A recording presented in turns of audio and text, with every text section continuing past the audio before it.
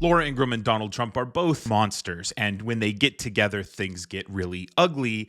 Like what happened tonight when Laura Ingraham tried to interview Donald Trump on national TV and ended up trying to make a joke about January 6th, Donald Trump's deadly insurrection trying to hold on to power. Pretty funny, isn't it, Laura? One thing that always surprises me is that the VP choice has absolutely no impact.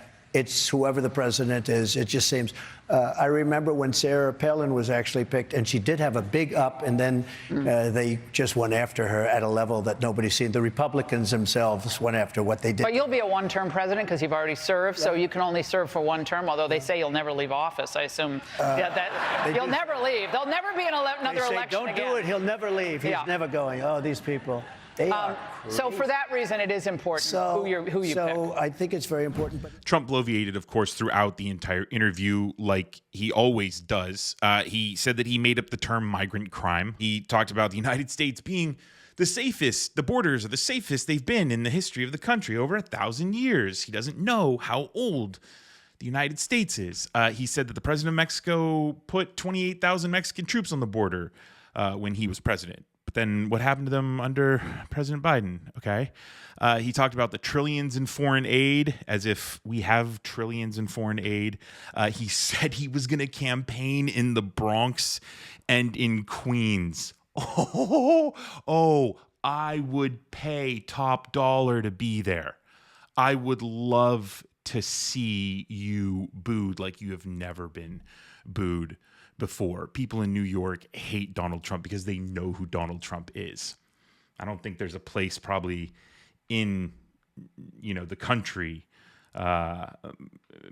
except maybe Portland, who hates Donald Trump more than New York City does. So yeah, Donald, be my guest.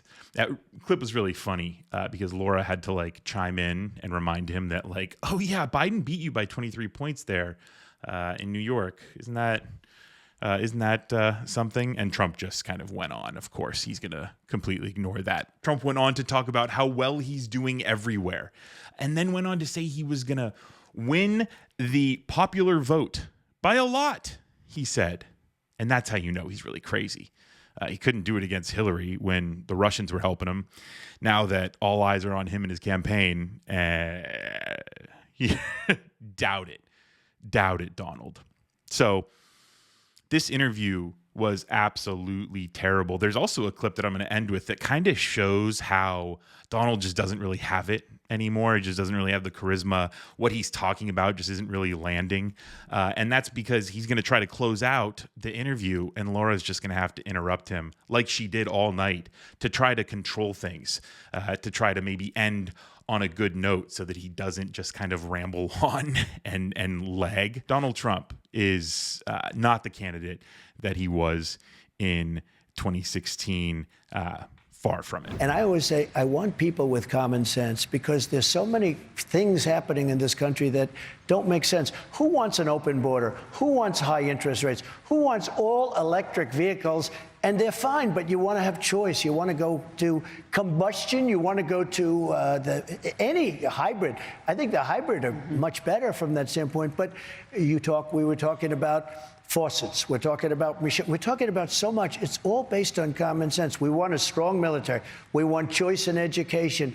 We want to have things that can really make our country great again.